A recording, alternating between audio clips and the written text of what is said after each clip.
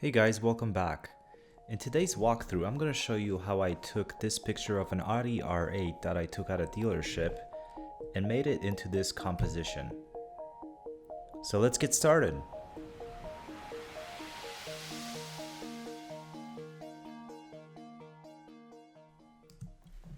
So in this walkthrough, I think what I'm going to do is, as always, I'm going to go through all the layers individually and kind of build up and show you guys how I got to the final image, going from the original, which, like I said, I shot at a dealership. And obviously you can tell that I did some post-production work on this photo as well. But I felt that just because the car was still sitting at a dealership, I want to take it to the next level. I want to make it more of a surreal photo. So I'm going to go through layer by layer individually, and I'm going to show you how I achieved this final look here, going from this original here. So again, let's just go through the layers one by one, and I'll kind of explain exactly how I achieved that sort of effect and what tools I used to achieve that effect as well. Okay? So first and foremost, I actually cut the car out of the original background, and I did that using essentially the pen tool. And you can look through other tutorials that are available on YouTube how you can achieve that, but it's pretty simple. I basically went around the car all the way around, kind of where the tires ended, around the shadow, and I cut the car out of the background because I no longer needed the background itself. So the car would end up like this. As you can see, and I'll explain this a little bit later, the car has been, the shadows on the car have been modified a little bit. And the way I achieved that is basically using the burn tool, just kind of creating the edges around the car, a little bit darker edges around the car because it is going to be sitting in a darker environment. But let's just go through from the first layer. And the first thing I did is I found a suitable background that I wanted to use for this composition. And in this case, it's sort of like a garage with sort of a reflective ground. The way I kind of found this image was using a stock photography website. You can obviously find images online for free, royalty-free images. There's a lot of resources out there, but that's how I found this image. Essentially, the first thing that I thought was that this image was a little too bright. I wanted to create a darker mood in the photograph, and I wanted to, when I was thinking ahead, I wanted to make sure that maybe the car would look cool with the tail lights on, with the front headlights on. It would create a cooler vibe. So the first thing I did to the actual original background was adjust the brightness and contrast on the actual photo. As you can see, when you click on the actual adjustment layer, I can go into the actual brightness to contrast. Essentially, what I did is bring the brightness all the way down. And that created that sort of dark look. Then obviously, as you can see, the orange little pylons are way too oversaturated. So I applied a hue and saturation adjustment to the layer as well. And I essentially went in and got rid of the yellows all the way down. So once I have the background desaturated, next thing I did is bring the actual car into the background. And again, this is where you have to kind of use your judgment and your eye to sort of adjust where the car is supposed to be sitting relative to the background. You might use different resources, examples, but this is where I felt the car should be sitting based on the angle of the original photograph and the size of the original image as well relative to the car. So I brought the car in, and like I mentioned before, in order to kind of match the car to the background a little bit more, I used the burn tool to kind of go around the edges and just darken up the car just a little bit, because as you can see in the original photo, the car was sitting in a much brighter environment, which was the dealership. It was shot during the nighttime, so I kind of had to readjust the actual car photograph to kind of match the darker background that I'm putting it into. So I used the dodge tool, but also on top of that, I duplicated the layer of the car and I applied a color overlay to the actual to the car with a very dark color, and I put a blend mode of multiply on it. And then I sort of, if I disable this layer mask, you will be able to see that this is what it would look like with the opacity down to 85.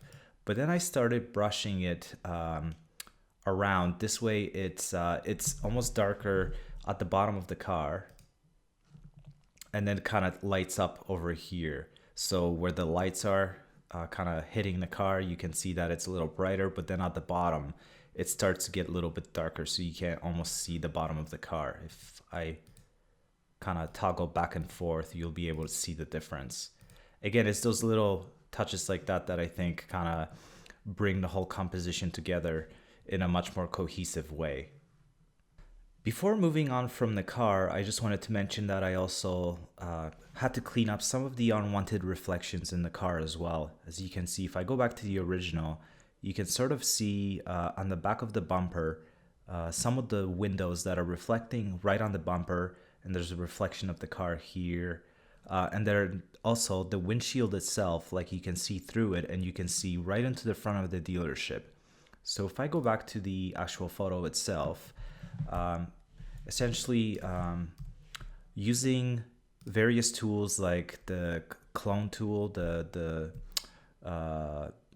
clone stamp tool, I just kind of cleaned up the car from the back just around here, and then got rid of the reflection of the car here, just by sampling different parts of the bumper and then applying it to those parts that have those reflections in there.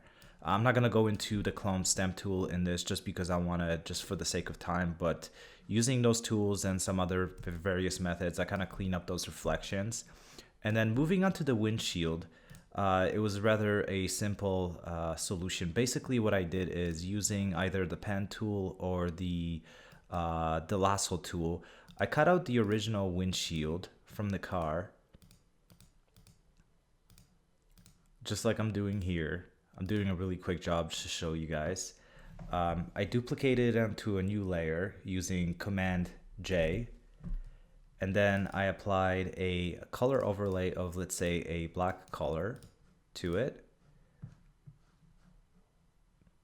Let's just move it up to the top. It's on multiply right now, so let's just, for example, bring it to normal.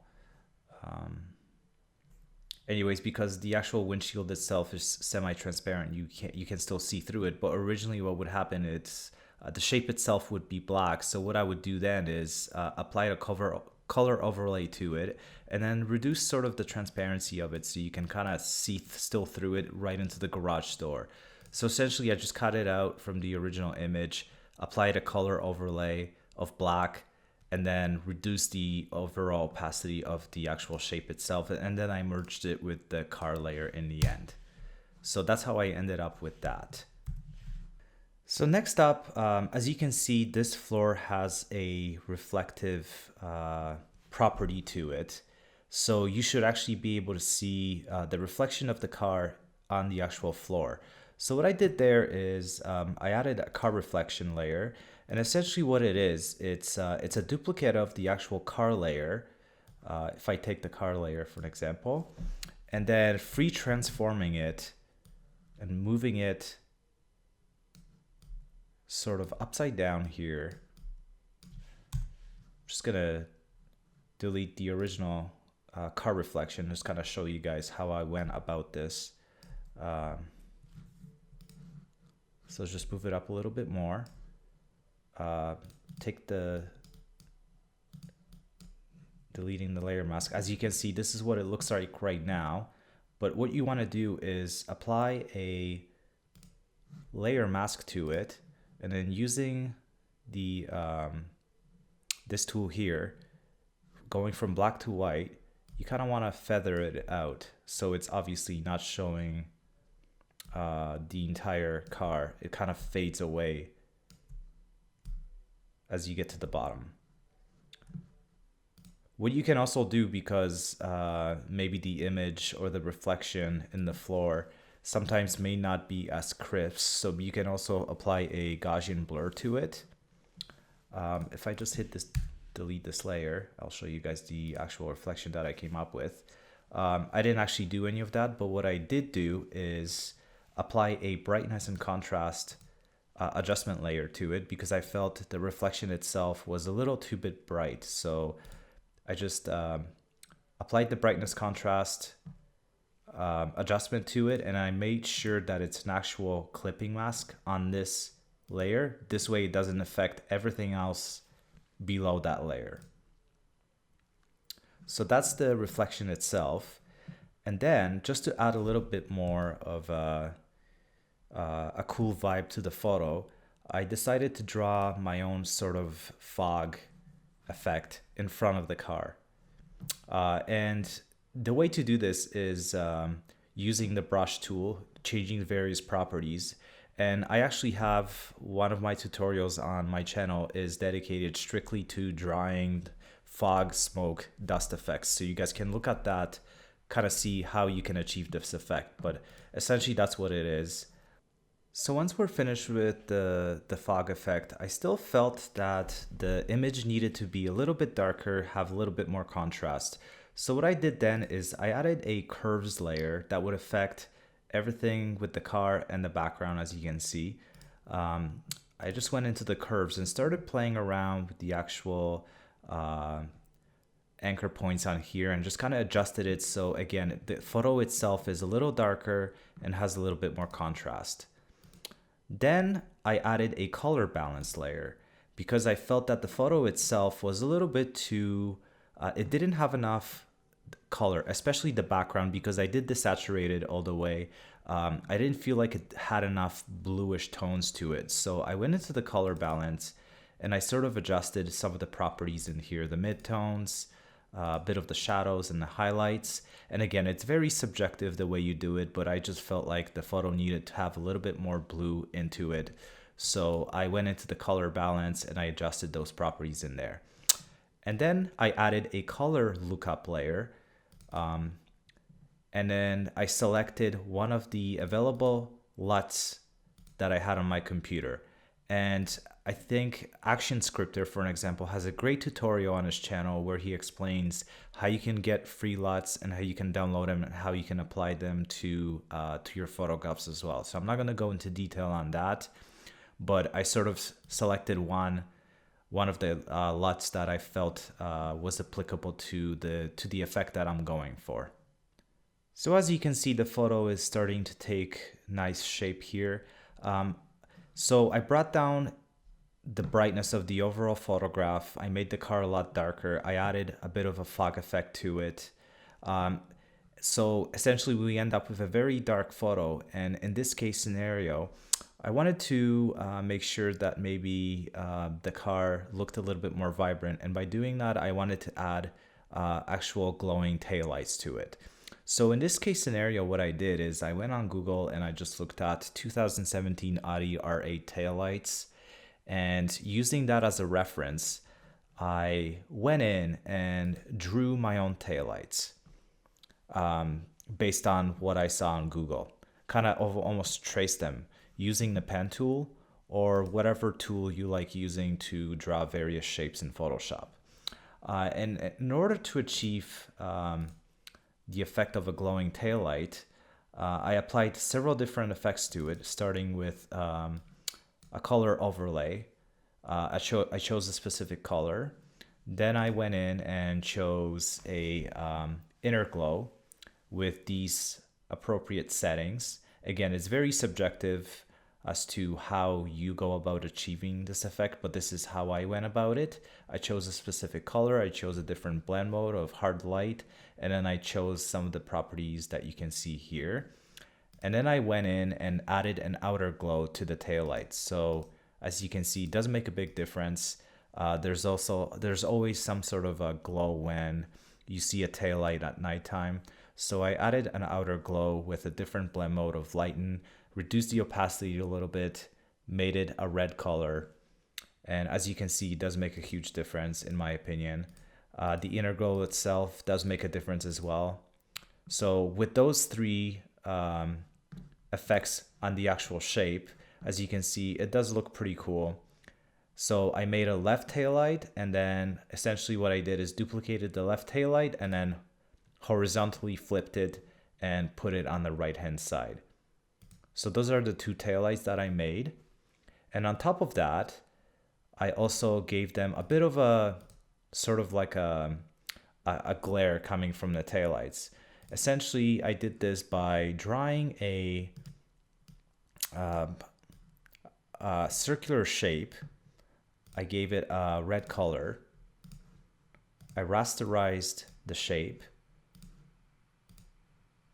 And then I gave it a Gaussian Blur filter, sort of at 150 pixels, let's say. Let's just turn off the original light glare, and then just move this over top of here. And then I changed the actual blend mode to lighten. And then I think, from what I remember, I duplicated the layer, so it does, every time you duplicate it, it does amplify the actual effect itself. So I think I duplicated it twice, and then I merged the two layers and changed the blend mode again to lighten.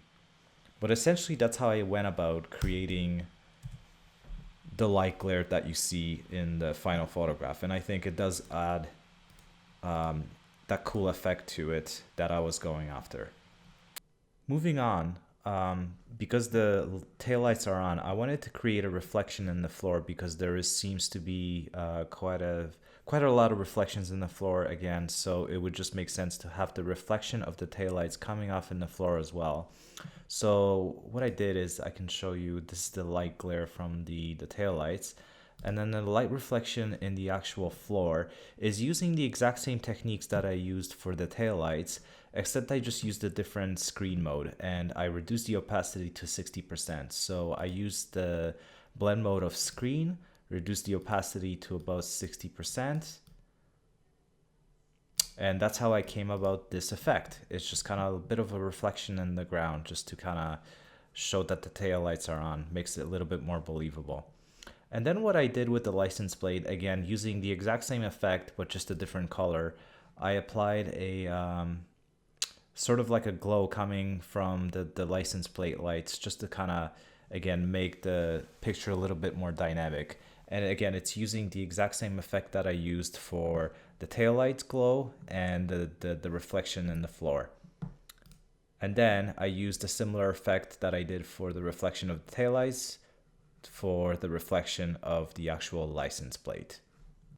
So that is all the work that we're going to do in Photoshop. Now we're going to move into Lightroom, where I'm going to make some final adjustments to the photo just to bring it out just a little bit more and add those final touches to it. But now we're going to move from Photoshop to Lightroom.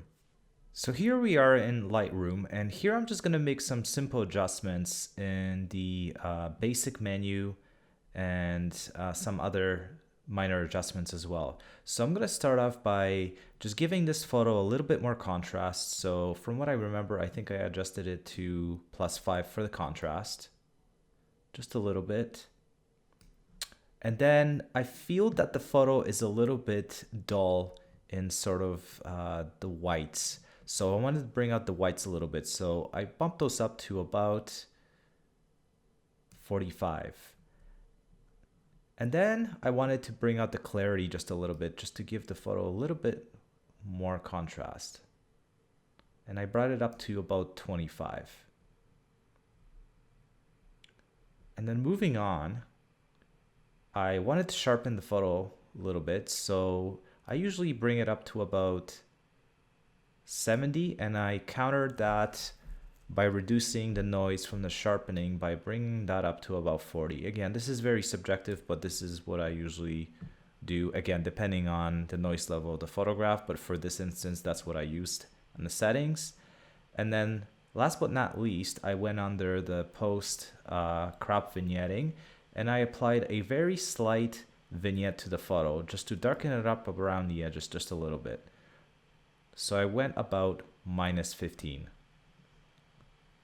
And that is all that I did in Lightroom.